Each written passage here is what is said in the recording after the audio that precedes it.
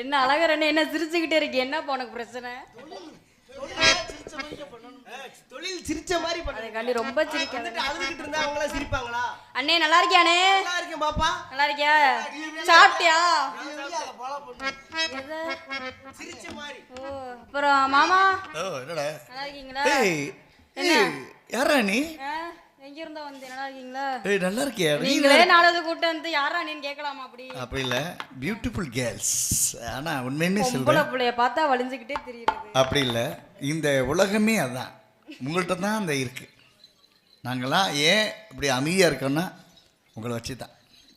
உங்களுக்கு ஒரு கும்பிடு, உங்க சாமானுக்கு ஒரு கும்பிடு. எங்க வாத்தியாரே இப்படி கிளம்பிடல? உங்களுக்கு அந்த மருமக அண்ணே பேசாம உட்காருனே, உன்னை கொன்றுவேன். இல்ல மருமக வேணும்னு சொல்றேன். நீ வேற நான் ஏன் கேக்குறேன், உனக்கு என்ன வேணுமோ